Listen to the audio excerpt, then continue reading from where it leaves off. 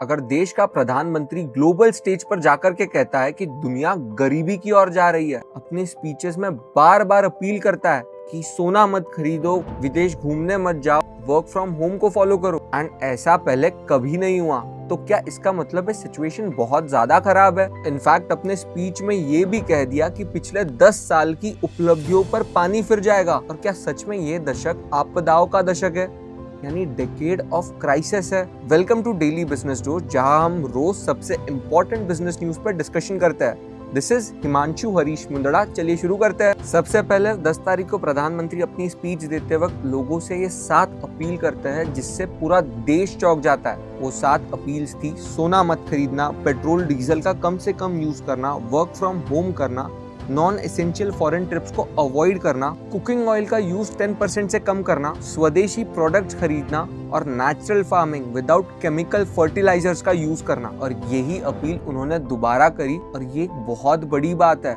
Wars के चलते global crisis trigger हुआ है, जिस वजह से सप्लाई चेन डिस्टर्ब हुई है, जिससे क्रूड ऑयल और एनर्जी के प्राइसेस बढ़ गए हैं, जिस वजह से हमारे फॉरेक्स रिजर्व पे एक्स्ट्रा प्रेशर आ रहा है। तो ये सारी अपील्स वही थी जिस वजह से हमारी ऑयल और गैस पे डिपेंडेंस कम होगी या हमारा फॉरेक्स रिजर्व बचेगा। तो कंट्री लेवल पे ये सारी अपील सेंस तो बनाती है। और ये जो इकोनॉमिक क्राइसिस है, इसका थोड़ा असर हमें देखना शुरू हो भी गया है। पेट्रोल डीजल के प्राइसेस, एलपीजी के प्राइसेस बढ़ चुके हैं। इनफैक्ट दूध तक के प्राइसेस बढ़ गए हैं। अब दूध के प्राइसेस बढ़ने का रीजन सिंपल है।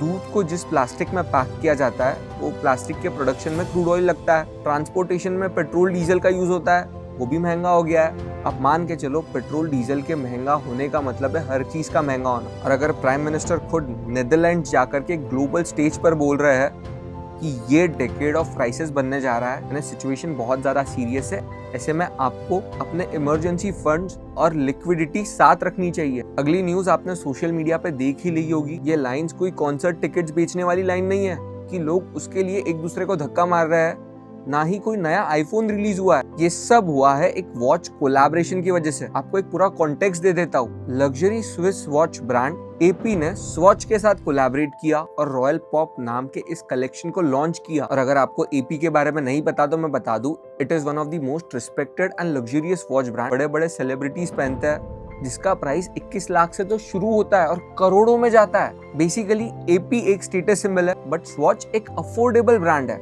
तो जब इस कोलैबोरेशन की न्यूज बाहर आई तो लोग तो पागल हो गए। लोगों ने सोचा लाखों करोड़ों के वॉच ब्रांड का एक्सपीरियंस हमें एक अफोर्डेबल प्राइस पॉइंट पे मिलेगा। तो इसकी हाइप इतनी ज्यादा थी कि जिस दिन लॉन्च हुआ उस दिन हर स्टोर के बाहर बहुत ज्यादा भीड़ लग गई। एंड लिटरली जो धक्का मुक्की हुई है, आप खुद उनके वीडियोस देख सकते हो। एंड टू अ पॉइंट कि मैं ये बिलीव नहीं कर पा रहा हूँ कि ये मार्केटिंग नहीं है, कि ये सेम चीज मुंबई में हुई, दिल्ली में हुई, दुबई में हुई। तो या तो ये कंपनी एकदम डिलूलू में थी, इन्हें ये प्रिडिक्ट ही नहीं कर पाए कि हमारी हाइप इतनी ज्यादा हो गई है। क्योंकि ये वॉच कोई middle class, lower middle class आदमी नहीं खरीदने वाला था। ये वॉच का प्राइस 40,000 था, यानी एक प्रीमियम कैटेगरी का कस्टमर आने वाला था। उस कैटेगरी का कस्टमर वहां पर ऐसी सब चीजें करे। सेकेंडली, जो ब्रांडिंग समझता है वो ये समझ चुके होंगे कि एक ब्रांड साइड है, तुम एक अल्ट्रा प्रीमियम ब्रांड हो और तुम एक अफोर्डेबल ब्रांड के साथ कोलैबोरेट कर कैसे सकते हो। तो यहाँ पर एपी ने गेम खेल लिया कि रिस्ट वॉच नहीं बनाई, पॉकेट वॉच बनाई। क्योंकि अगर रिस्ट वॉच बनाते हैं तो जिन्होंने एपी वॉचेस के लिए करोड़ों रुपए पे किया है, उन्हें चीटेड नहीं फील होता, स्टेटस सिंबल रह ही नहीं पाता कि अब हर कोई उनकी घड़ी पहन के घूम रहा है। अगर ये मार्केटिंग स्टंट है तो एक क्रेजी स्टंट पुल ऑफ किया है, क्योंकि इस इंसिडेंट के होने के बाद एपी का क्रेज क्रेजी बढ़ गया है। अगली न्यूज है, आपका ओला, उबर, रैपिडो ऐप बंद हो सकता है। एग्जैक्टली नहीं, मैं आपको पूरी तरह से न्यूज एक्सप्लेन करता हूँ। तो महाराष्ट्र में ओला, उबर, रैपिडो में जो बाइक टैक्सीज ऑफर करी जाती है, उसे गवर्नमेंट ने कंप्लीटली बैन कर दिया है। इसके 3 जस्टिफिकेशंस दिए गए हैं। पहला, कि पहले से एक लॉ है कि अगर आपको बाइक टैक्सी चलानी है तो वो 100% इलेक्ट्रॉनिक व्हीकल होनी चाहिए, क्योंकि मोस्ट बाइक टैक्सी नहीं होती, या तो बाइक या एक्टिवा होती है। सेकंड, पैसेंजर की सेफ्टी का कंसर्न है, पैसेंजर की इंश्योरेंस का कंसर्न है, क्योंकि वो एज अ प्राइवेट व्हीकल होती है, क्योंकि वो registered as a private vehicle है, बट उसका यूज एक पब्लिक ट्रांसपोर्ट की तरह हो रहा है। एंड लास्टली, जो कि मुझे लगता है सबसे इंपॉर्टेंट है, ऑटो ड्राइवर्स और कैब ड्राइवर्स के यूनियन का गवर्नमेंट पे प्रेशर है कि टू व्हीलर की कैब्स के बिजनेस की वजह से हमारे बिजनेस पे अफेक्ट पड़ रहा है। क्यों? क्योंकि टू व्हीलर की कैब सस्ती होती है। इनफैक्ट जब भी मैं बॉम्बे में होता हूँ और अगर डिस्टेंस छोटा है और मुझे पता है कि ट्रैफिक होने वाला है, तो मैं खुद बाइक राइड प्रेफर कर लेता हूँ, जल्दी पहुंचूंगा।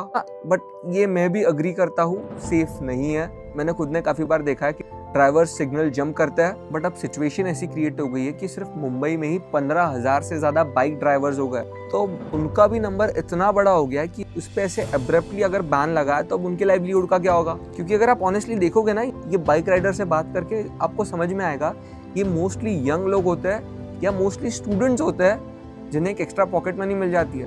कि ये उनके लिए बहुत अच्छा है, कस्टमर के लिए अच्छा है, क्योंकि उन्हें एक अफोर्डेबल प्राइस पॉइंट पे कैब सर्विसेज मिल जाती है, वो जगह पे जल्दी पहुंच जाते हैं। तो अब 20 तारीख को इसका एक फाइनल डिस्कशन होगा और फिर पता चलेगा कि इसका क्या रिजल्ट निकलता है। हालांकि इस पे आपका क्या ओपिनियन है, 2 व्हीलर कैब्स होनी चाहिए या नहीं, कमेंट करके बताना। अगली न्यूज़ है अंकुर वारिकू की। उन्होंने 2 दिन पहले आकर के सबको क्लियरली बोला कि वो अपना कोर्सेज का बिजनेस बंद कर रहे हैं। उसका रीजन उन्होंने बताया कल कि उन्होंने कोर्सेज का बिजनेस एग्जैक्टली बंद नहीं किया है, वो कोर्सेज तो बेचेंगे, उसे स्टैंड अलोन बेचने की जगह पर वो कोर्सेज एज अ सर्विस बेचेंगे। और उनकी एड बहुत ज्यादा क्लीशे लगी, क्लीशे भी नहीं, थोड़ी क्रिंजी लगी मुझे। आप खुद देखो, आप अपनी ग्रोथ को एक सब्सक्रिप्शन की तरह ले सकते हो। हालांकि मुझे नहीं लगता है मॉडल चलेगा, क्योंकि it is much better model कि अगर आपको इंस्टाग्राम के बारे में सीखना है तो मैं आपसे 500 रुपए लेकर के आपको इंस्टाग्राम के बारे में सिखा दूं। रादर मैं आपको बोलूं कि यार आप हर साल मुझे 2000 दो, आपके पास अनलिमिटेड कोर्सेज है। अरे भाई, मुझे सीखना ही अनलिमिटेड नहीं है। इनफैक्ट मेरा ब्रेन कंपेयर करने लगेगा कि यार इनके पास 10 कोर्सेज है, यानी एक कोर्स की वैल्यू 200 रुपए है, और मुझे अगर एक ही चीज सीखनी है तो मैं साल का 2000 दे क्यों रहा हूँ।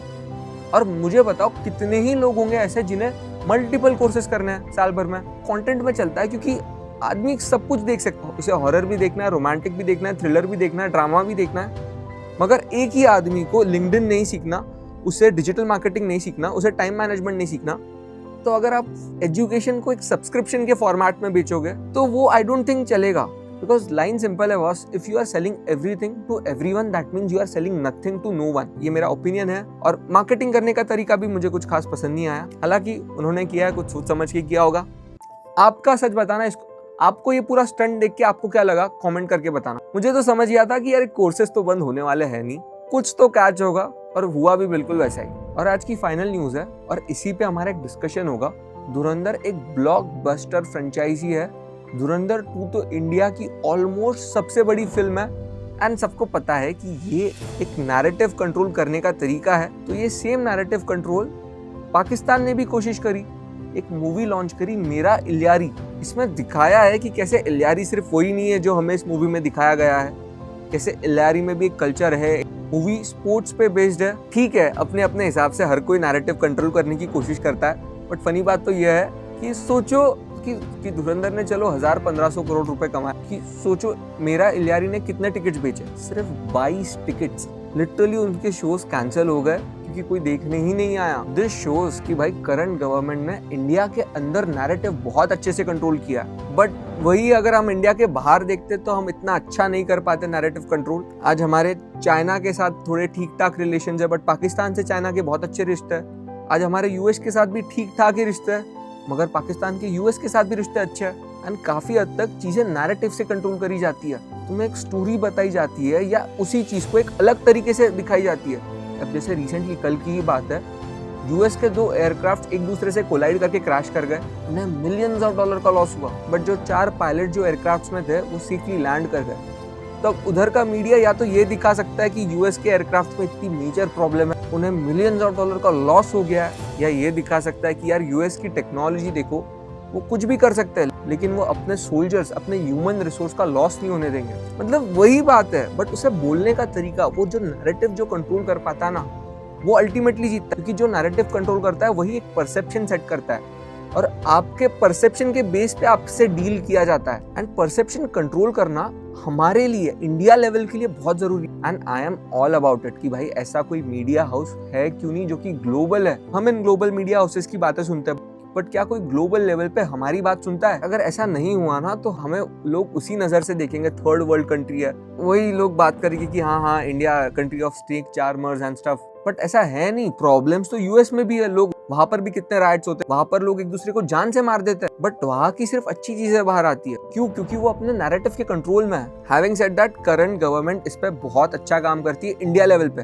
अब जैसे कुछ ही टाइम पहले इंडिया 4th लार्जेस्ट इकोनॉमी बना था, सबको उसके बारे में पता चला था कि उन्होंने मार्केटिंग ऐसी करी थी कि अब जैसे इंडिया हैज अराइव्ड, बट अभी कुछ ही टाइम पहले इंडिया 4th से हट करके 6th लार्जेस्ट इकोनॉमी पे आ गया है, क्योंकि रूपी ही इतना डिवैल्यू हुआ है। बट अब इसके बारे में कोई बात नहीं करेगा। मेरा सिंपल मानना है कि इंडिया में ही एक ऐसा ग्लोबल मीडिया हाउस बनना चाहिए जिसकी न्यूज सिर्फ इंडियंस ही नहीं पूरी दुनिया कंज्यूम करे।